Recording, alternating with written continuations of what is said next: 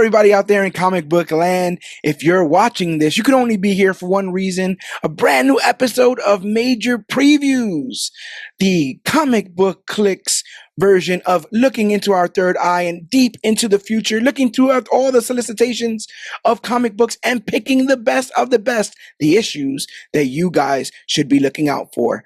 Now, I don't ever do this show alone. I'm always here with the comic OG himself, Alex Garcia. Introduce yourself to the people. Hey, it's me, Alex Garcia, aka The Cog, as the Don has said, the comic OG, self-proclaimed. It's not official, so if you go do some fact-checking on me, yeah. But also no snitches. A whole lot of weight. No, and no snitching, right? That's right. Fair play. Fair play, y'all. Fair play. Fair play. No snitching. No snitching.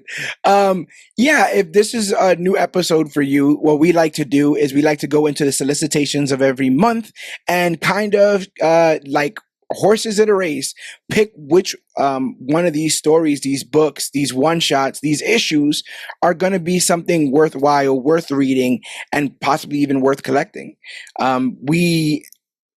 Like I said, it's an embarrassment of riches. I've been saying it a lot lately, but everything is firing on all cylinders.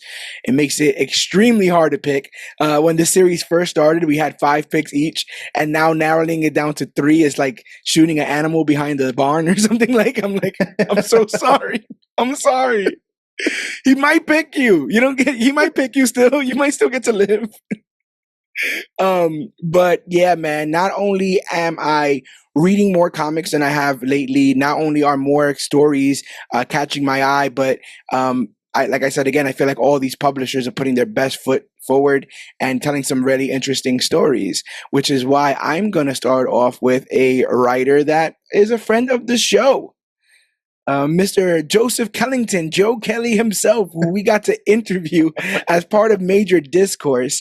Everyone is currently ranting and raving about his amazing Spider-Man run. He's back on the book, and who knows Spider-Man like that, gentlemen. So I already knew that was going to do well and take off because he really has Spider-Man's voice. What I didn't know, what this man kept hiding behind his back, I feel betrayed, I'm joking, is that he is doing an anthology series called Predator, Black, White, and Blood. The 4-issue series is going to launch on May 21st. And like I said, it's Joe Kelly with rising artist Alvaro Lopez. It says, a young predator trying to prove himself prowls the Australian frontier, but his hunt goes south when a run-in with a group of humans from a convict colony changes the trajectory of everyone's lives and takes readers on a journey never before seen in the Predator universe. We have more writers. Writer Elliot Rahal makes his Marvel Comics debut with artist Brian Levu in a bloody retelling of Arthurian legend that blends the horror of Predator space tech with classic swords and sorcery. And we also have writer Sarah Gailey from White Widow and artist Fran Galan from Carnage. And they are putting the Yautja, I can never say that, their space race. They're putting the honor code to the test in a story of Predator infiltrating an international weapons industry conference.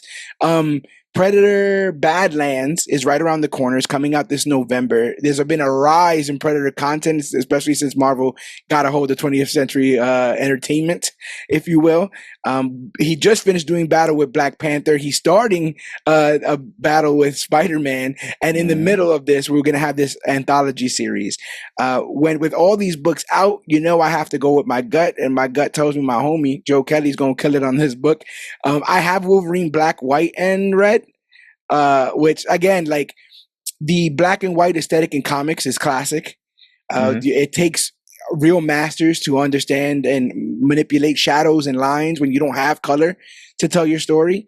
And having like this almost kind of noir black and white shadow focused artwork gets splattered occasionally with blood and red really, really is evocative. And I kind of didn't realize how well a character like Predator just flows in a universe like this, how well he works. I've been kind of interested in almost these stories doing better than certain Predator sequels have recently. So while it may be kind of stumbling, I loved Prey. Prey was great.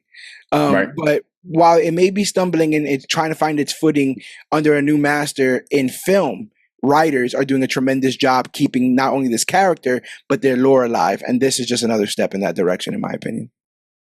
Yeah, you hit it on the head, and I agree. You seem more excited for it from the jump. Mm-hmm. Predator after The Predator, which was not so much The Predator because that movie stunk. Yes.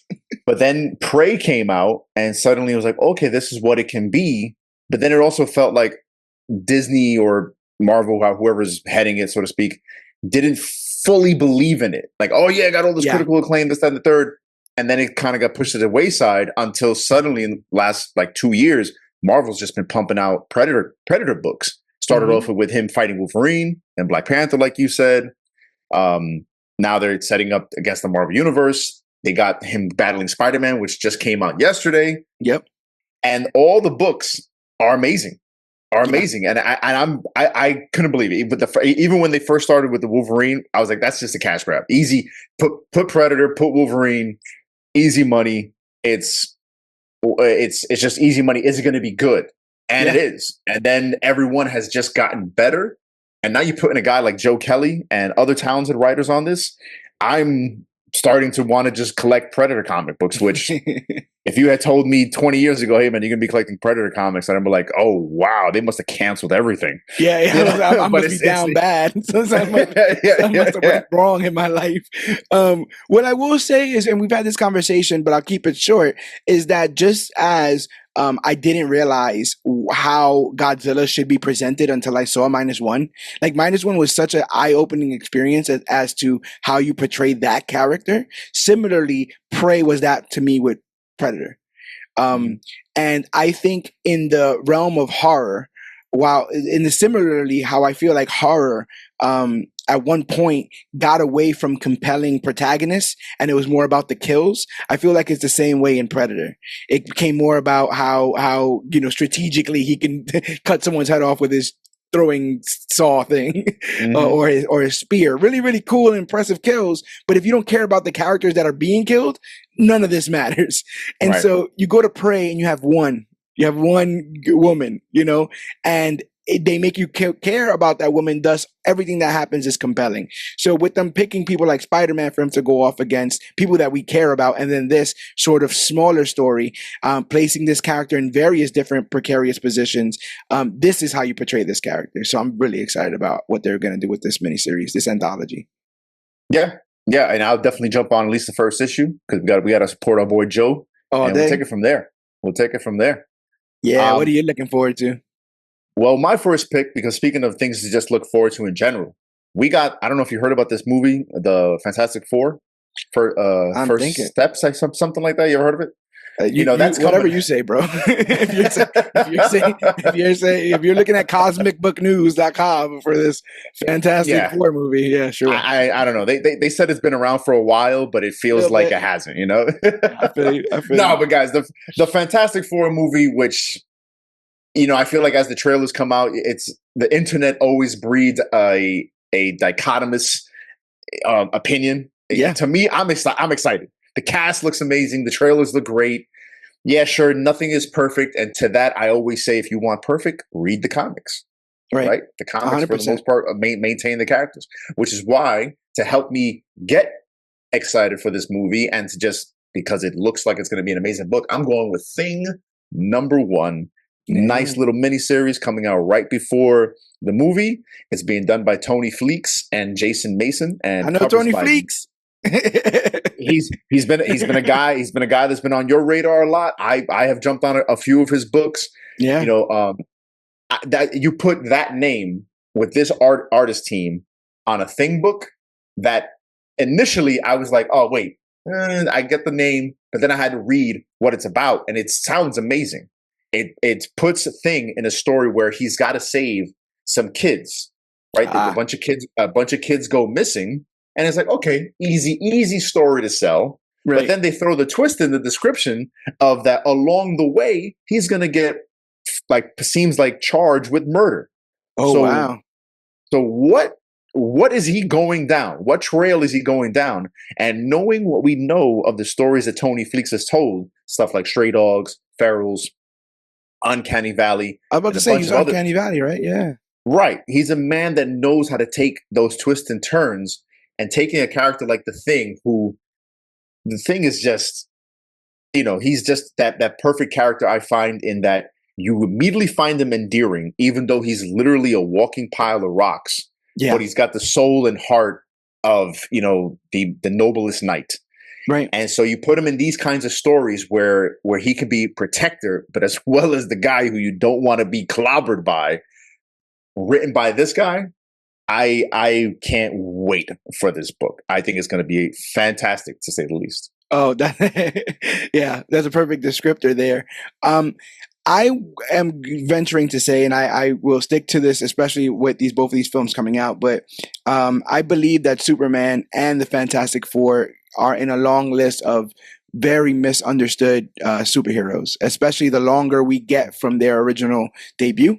I feel like for those on the outside looking into the comic world, things are right. And I think Thing deserves a lot more respect. I think that entire family deserves a lot more respect. I know one of the things that almost hit my list was Fantastic Four Fanfare, which was going to be individual stories told for each member of the family. But like you were saying again, Thing being like this gentle giant, more so because this was never something he intended. This life that he's living is not one that he wanted. He fell into this role, and instead of choosing to literally be a monster as he physically looks, he almost goes out of his way to disarm people that he's just a normal guy. When you say the idea of him like going to prison or even being arrested or even charged with murder or any of that kind of stuff, the first thing that comes to my mind, even though this is something that might not happen, is you may need a lot of people coming out of the woodwork to testify on behalf of Ben. You may start to see some Marvel heroes have to do character. What is it like? Speak on behalf of his character. Right, of course. And bring up like, well, back in the day, he helped me do this and he helped me. That's the Ben Grimm that I know. I smiled when you said children because I was like, they better not be from Yancey Street. I was like, but even if they were, he would save them begrudgingly. He would mumble and grumble, but he'd still save them because you kids and your pranks. Yeah, I'm gonna come save you. Yeah, your TikToks and your book faces. he would still be there, and he would still do it. A new generation deserves to be introduced to the Thing because the last thing that they saw in live action had no pants, and so I think we need to hit the reset button on Mr. Benjamin Grimm, one of the most tragic comic book characters of all time, but takes it all entirely in stride, and how he's able to do that. Is going to be something worth seeing. So yeah, no, Thing number one sounds absolutely amazing. Heck yeah. So where are you taking us next? I was talking about traumatic characters, and I've been having a lot of fun with the new Batgirl series that came out. I am a unashamed, humongous fan of the character Cassandra Cain, and I just recently was able to track down the trade paperbacks from her original 2000s run, which is like, wow. I couldn't find them anywhere, and now I have them. I'm so happy. I've been going through that as well, but I've been also reading this new series by Tate Bromball with art by Isaac Goodhart, and it's been terrific. So Batgirl number 7 comes out. That's going to come out on May 7th. And we've been really dealing with the dichotomy between Cassandra and her mother, Lady Shiva. Born and raised to be an assassin, all of her needs were second to the mission. She was not even trained to speak because it made more sense to have her understand the language of body language in order to be the most efficient killing machine possible. Cassandra has never been a priority to anyone until she met the Bat family, until she met people like Spoiler and people like Barbara Gordon, and eventually, getting roped into the entire thing as Orphan, depending on which timeline you want to talk about here. But even though this is called Batgirl number 7, what it actually is the secret origin of Lady Shiva. Because it says, spinning out of Mother, the first arc's world-shattering finale, Lady Shiva unveils her true secret origins to Batgirl for the very first time. courtesy of special guest artist Isaac Goodhart. Don't miss the definitive history of Lady Shiva. And when you want to talk about underrated characters, Lady Shiva is listed usually at the very top of hand-to-hand fighters in DC. I know just recently, spoiler alert, she may have gotten her butt kicked by Black Canary because of Tom King. And some people are on the fence about whether or not that should be a thing, but you hear Lady Shiva, you put respect on that name. And the idea that a character that's been around so long is finally going to get, and someone that's so integral to the growth of a character that I love, the fact that she is getting a more fleshed out origin, I think only is going to elevate her in the eyes of other readers and hopefully put her in a better place than she was, which is what you try to do when you pick up these characters to put in your books.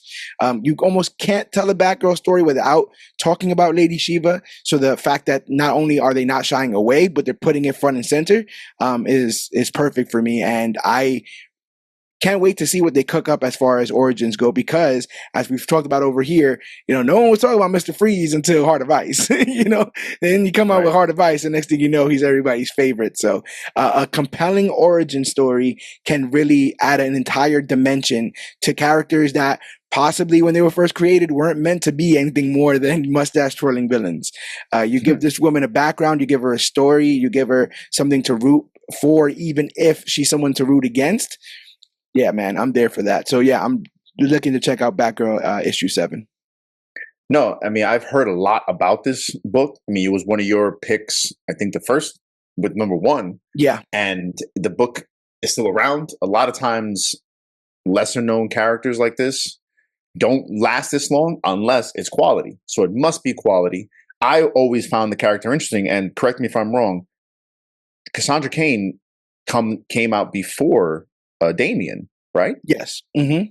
Which to me is kind of a disrespect to the character, because they have similar origins. Yeah, they should do more together in general. I feel like they like with their parents and all that kind of stuff. But what I was interested to find out is Cassandra Cain is the first woman to get a Batgirl book. There was no Batgirl book prior to Cassandra Cain. There was no Barbara Gordon Batgirl book. So the first Batgirl book ever is Cassandra Cain. She is Batgirl. But then when the New 52 came and they got Barbara out of the chair and stuff like that, she just kind of became orphan, and they never really spoke about it until recently with the continuities kind of getting reset. So yeah, she's the first of a lot. And it's kind of been shoved to the side. And then again, we saw how she was portrayed in Birds of Prey. So it's not like people are going to run for her books after a portrayal like that. You show her in a badass form in one of the new DC projects and you make a star instantly. No, her first appearance, she was immediately striking. I mean, rocking that Batgirl costume that was all black, where her mouth was completely like sewn shut. It was insane looking. And then I believe she first showed up like during No Man's Land. Yes, she did. Something like that. Yep. And so to have her showing up in a time period where even Batman's like, how the hell do I deal with the situation? And she's swooping in just without saying a word, and he's just like, what am I dealing with over here? There's something from that OG book, not to make this longer than it needs to be, but there's something from that OG book where someone tries to kill her, and so she gets upset because she's been kind of like pulling her punches all this time. So she goes into the alley and she like whoops on him, and then she like hits him and like chops him in the throat. And like he starts to like stop breathing and choke on his breathing and shit. And Batman shows up and Batman's like, yo, what are you doing? And then she chops him in the same place again and he starts to breathe. And she's like, just keep that as a reminder. See, that's perfect. You know what I'm saying? Like you just know. Because she doesn't speak much. So she was just like, remember, basically, like that could happen to you at any time. So it's cool always when you have a character like that is so proficient in what they do, even if what they do is terrible. I'm looking at you, Logan. Yeah. But it's the vulnerability behind it, and I think this book has been doing a good job showcasing that. And this is all part of what I continue to applaud with the DC All In. Their books are all doing very, very well. The Absolute Universe is probably, arguably, the best thing right now in comics. Summer Superman's coming, and you get through all of that and then you realize, wow, Batgirl is still a good book. Tom King is pumping out a solid Wonder Woman book. It's crazy. And that leads me to my second pick, our boy, Mr. Terrific, Year One. Yeah, because again, there's this other movie coming out, Superman. right? New Superman book by James Gunn. Continue. And this gentleman's gonna be in the gonna be in the movie, which a lot of people are like, like comic fans sit there and go, why? Right. And non-comic book fans go, who? Yeah. Yeah. I have always been absolutely intrigued with this character, but even in my intrigue, don't know much about him. So the idea of getting a year one, which for comic book fans, we know that means we're about to get an origin, and it's going to be nice, right? We had Batman year one. I believe they even did a Superman version of this, and they've done year ones for other characters as well. So getting a Mr. Terrific #1, where we get to learn the new origin of Michael Holt, where he has an origin similar to that of the Punisher almost, where his family was killed in a brutal accident, whether or not it was planned or not. You got to figure out. We got to see. But then he takes it and he kind of becomes Mr. Fantastic, and he just hides away, uses his mega brain that was already making him millions of dollars, and just starts to make crazy technology that he then wants to turn around and use it for the betterment of mankind. We've seen him in stuff like, just in the Justice League animated series back in the day. And you've seen him recently in another fan of the show, Mr. Jeff Lemire. He was in the Terrifics, which was kind of DC's riff on their own version of Fantastic Four. But now to see him get his own book, get super highlighted by Al Letson and Valentine DeLandro. Al Letson was a spotlighted brand new creator by DC back in 2017. Okay. Couldn't really find much on him since, except for the fact that the man is a playwright. I believe he's helped write some books. And it seems from what I've seen of what he's capable of what he's written, not necessarily comics, and just from what he's said in some interviews, he gets this character, and I think he understands the assignment. So I'm very much looking forward to what he can do with this character, and also seeing how hopefully some of this stuff is being brought into the Superman movie. I'm really excited to see some Mr. Terrific. Yeah. He was also in Arrow. They also had a version of him in Arrow. I remember because that was the first time they had to do the T domino mask, which is a hard thing that might be the hardest part of his character to get over, is the T mask. But what I didn't know was that he's a relatively new character, 1997, which, some people listening to this were born after that. But I'm saying right. for the most part, because I say that because since his debut, he's always been shown as an integral part of the DC universe. There's multiple crossover stories where it's like, we're getting all the smartest people in the DC universe together. We need to get Mr. Terrific in here. He is an absolute genius. He's a triathlete. So he's incredibly in shape, and he's always been shown as one of the more intelligent characters in the entirety of DC. His T-Spears can basically do anything, and I'm going to say it, if you haven't seen him, he's black. He's black. He's a black DC character that they're trying to elevate, which I'm saying there isn't many. There isn't many, man. We got Black Lightning, and Wait, hold on. Black Lightning's black? Yeah, bro. They just made it. It's woke. It just did it. It's woke. But there isn't many. There isn't many, and I feel like they try to elevate Black Lightning. I mean, they got him his own show. I do think that they raised his stock, but Mr. Terrific is definitely a character that more people need to be invested in. This guy is almost presented to be as smart or even smarter than someone like Tony Stark. But he doesn't use it. He doesn't have the same selfish mentality. He doesn't have the same money hungry mentality. He seems to want to help people, and never, like I said, again, I didn't read much of the Terrifics, but I assume he wasn't a big oh, look at me, kind of hero. He's more of a strategist, straight face, straight lined hero here. And we don't know what his role is in Superman. We don't know what that little Justice Squad or whatever that they're doing over there with Hawk Girl and Metamorpho, and it doesn't mean they're automatically going to be friends first. So I really want to, I really believe that a lot of what they're going to end up doing here, that the ground that they're laying with the introduction of a character like this, is going to do nothing but help people in the translation of seeing this character on screen. And I'm always down for more Michael Holt. I find the character very, very interesting because because for a very long time, and the loudest voices will say that Batman is the most strategic and smartest gadget maker in DC. But I think Michael Holt can make him give him a run for his money. You know what I'm saying? And who's gonna hate a male character that's like, my balls? Here's my balls. My balls can do anything. My Like, balls can do anything. yeah. Who's gonna hate that? Who's gonna hate that? But I'm gonna take your pick, and I'm gonna, because it kind of rolls right into mine. I want to talk about Ultimate Black Panther, bro. Hey, I'm reading all these books, and Ultimate Black Panther. It definitely has me interested. I'm excited for Ultimate Black Panther number 16, which comes out a day after my birthday, May 14th, 2025. Written by Brian Edward Hill, cover art by Stefano Caselli still, and the pencils by Carlos Nieto.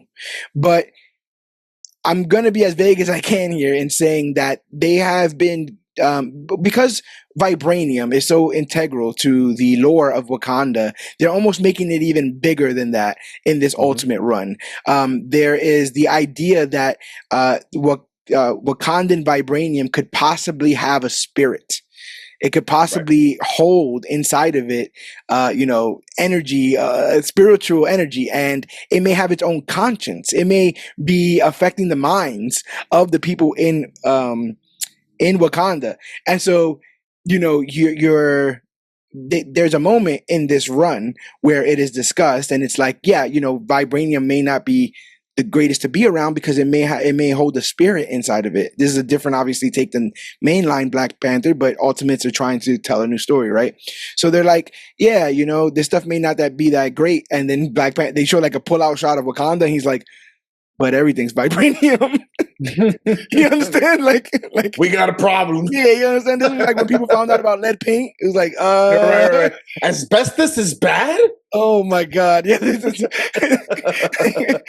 And similar to that. So like, how do you get the spirit out of an entire city? How do you exercise whatever negative energy is permeating in Wakanda? And on top of that, because of their isolationist politics, they have not had their eyes open to what's been going on to citizens outside of Wakanda, and all of those people have been seemingly being helped by Khonshu and Ra. And so they have full allegiance to those guys. When push comes to shove, or Killmonger, who's also a freedom fighter, like there's people in Africa who don't mess with Wakandans because Wakandans didn't mess with nobody else. So selfish bastards. Right. So it's not like even Black Panther in this instance can call upon a bunch of, friends of his to help him with this issue. He can't even trust his own vibranium suit. They got him knocked down back to cloth, and spandex and stuff because he can't trust a vibranium suit at this point. We're boiling down all the things that we think are absolutely needed for a Black Panther character and kind of seeing what he's made of without him. And it's a very, very interesting way to tackle that character. So I cannot wait to see this continue, and the biggest slow motion car crash of history, because Black Panther and Storm are gonna eventually sleep together, and they keep and Killmonger's like, yo, just chill with her, yo, just hang with her, bro. Like, she's totally cool with you. Don't even worry about it. I'm like, she's completely devoted to me.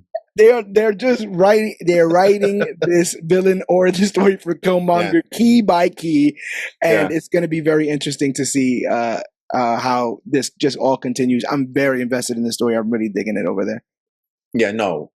If you guys have been following us in general from the inception of this brand new Ultimate Universe to just yesterday, the release of this week's major hauls, Ultimate Black Panther has been one of my favorite books.